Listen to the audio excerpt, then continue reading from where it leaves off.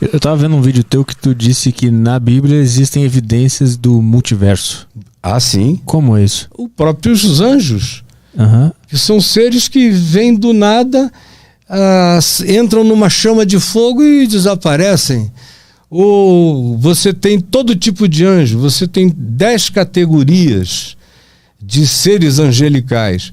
É que o nome dado aos anjos é o nome mensageiro, é o carteiro, é o e-mail divino, é a comunicação. Ele é o cara que leva a mensagem. É o Zap. É o Zap. Aham. E é um ser existente. Agora, ele tem todas as formas, tanto quanto ele adquire formas. Tem categorias angelicais que ficam iguaizinhas a um ser humano. Andam com o ser humano e o cara não percebe que está andando com o anjo só depois. Mas tem aqueles que já chegam arrebentando. São chamas de fogo falando com você. Mas isso as pessoas daqui veem? Hã? Mas isso nós humanos, a gente consegue ver isso? Ter acesso a isso? Conseguimos. Os seres da Bíblia e do Novo Testamento viram, tanto quanto eu já vi. Eu já vi.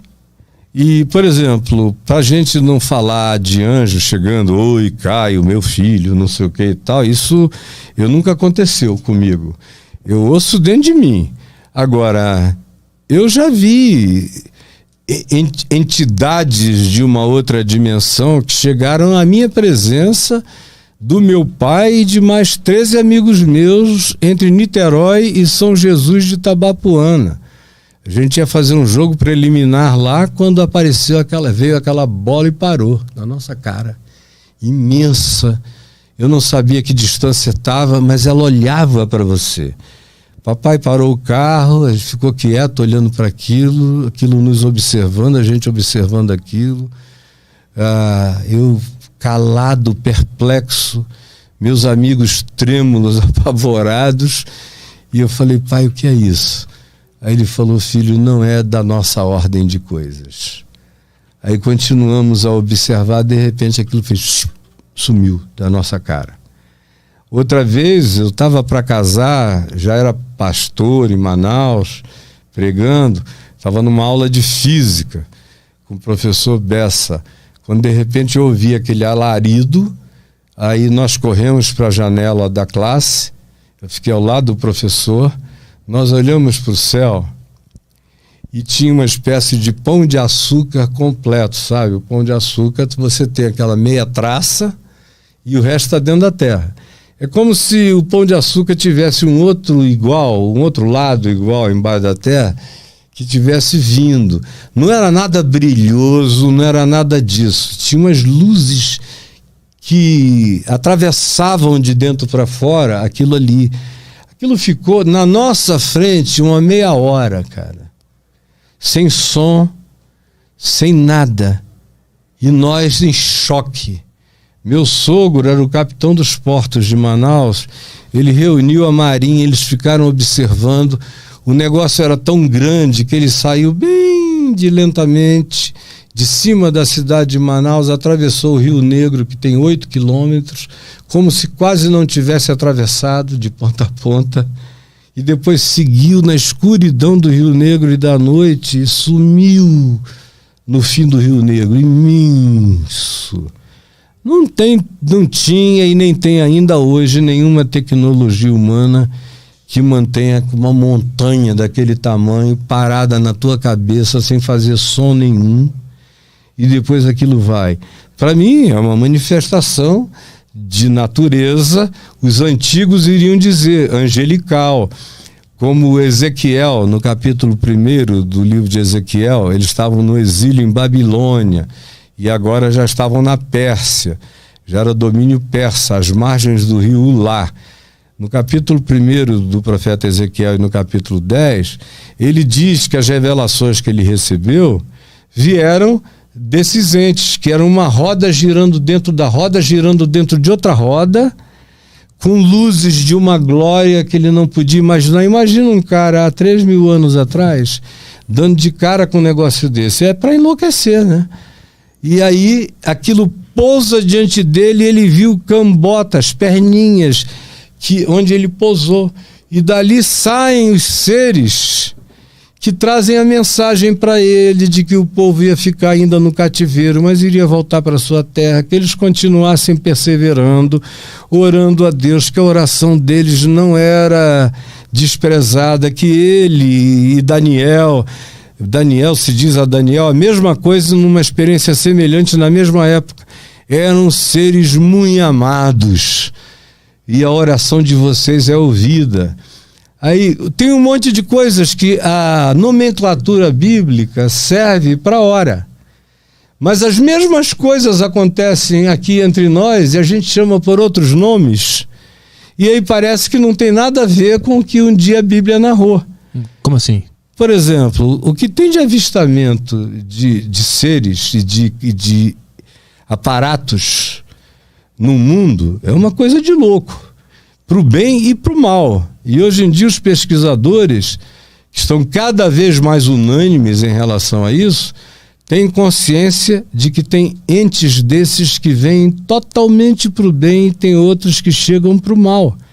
Como a própria Bíblia define esse tipo de guerra transterráquea e de enfrentamentos. Na minha terra lá no Pará,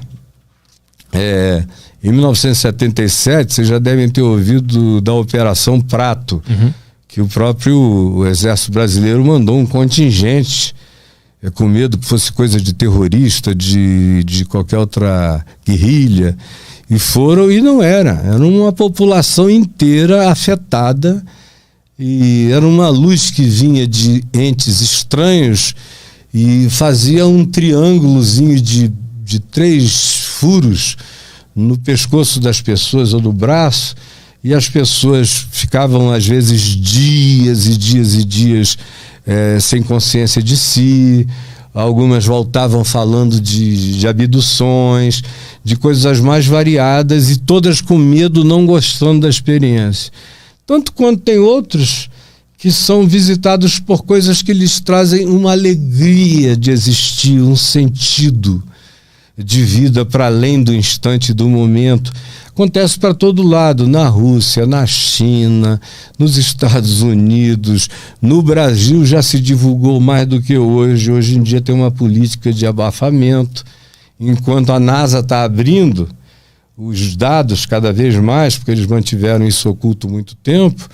Aqui a gente está num processo de ignorância reversa, né? E na Europa, tem lugares do mundo inteiro, na Índia, tem histórias que vêm do mundo todo.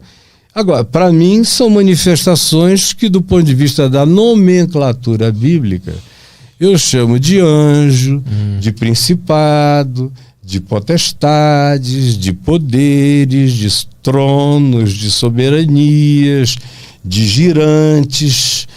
Tem um monte de outros nomes bíblicos, mas não é a nomenclatura bíblica que tem que encerrar a definição do que isso é. Foi só o que era possível nomear àquele tempo, naquele espaço. Mas, por exemplo, na ressurreição de Jesus, diz que anjos estiveram lá.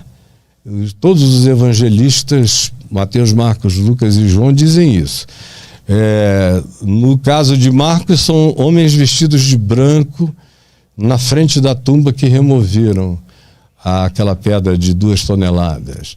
Aí vem Lucas, também narra a ressurreição, mas sem se ater ao que aconteceu no jardim de José de Arimateia, onde Jesus foi colocado na tumba nova. Mas Mateus é o mais Spielbergiano de todos na definição. Ele diz que apareceram entes como relâmpagos. Parece uma cena de Spielberg mesmo.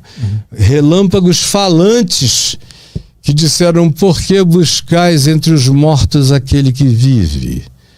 Ele não está aqui, ressuscitou, como havia dito. E esse Jesus, a ele mesmo foi dado todo o poder, ele está acima de todas as camadas universais, acima de todo o principado, potestade, poder e tudo mais. Porque se a criação aconteceu Porque o Cristo, que é o Cordeiro, que é aquele que se oferece como criação do universo, e tudo explode dessa oferta de amor, que a gente chama de sacrifício, mas para ele foi só uma entrega de amor, foi um dar de amor que criou todas as coisas. Isso mesmo se repetiu provavelmente num dos ambientes mais rasteiros do universo, que é o nosso.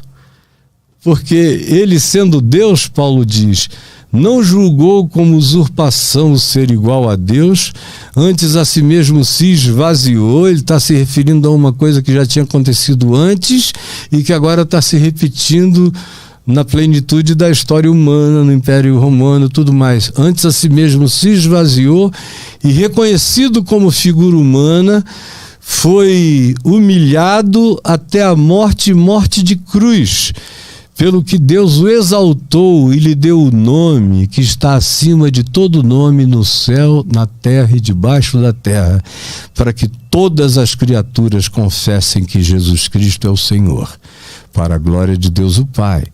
Então, o que estava acontecendo ali há 2000 anos atrás na Palestina tinha consequências cósmicas em todos os níveis, como os apóstolos dizem, que aquilo se transformou em espetáculo para anjos, para principados e potestades, porque aquela entrega era uma coisa tão louca, aquele era um amor tão maluco, aquela era uma oferta tão indescritivelmente divina, que não dava para conceber. Aquele é o extremo do amor. Por isso é que eu comecei te dizendo que amor é uma escolha. E amor por quem te ama, por quem te desama, por quem te odeia, por todos. É quem você é. Amor é quem eu escolho ser. E foi a escolha de Jesus. O Cristo habitava Jesus. Mas o Cristo é anterior a Jesus. Jesus nasceu no espaço-tempo, filho de Maria, com uma inseminação alienígena, que a gente sabe pela declaração bíblica que foi obra do Espírito Santo nela. Mas é alienígena o acontecimento. Um óvulo com uma indesignabilidade fertilizante. E ele nasceu dessa junção. Então, Jesus nasceu no espaço-tempo. Agora, o Cristo de Deus nunca não foi. E todas as coisas são por meio dele, para ele e existem nele. Agora, vai dormir com esse barulho, né?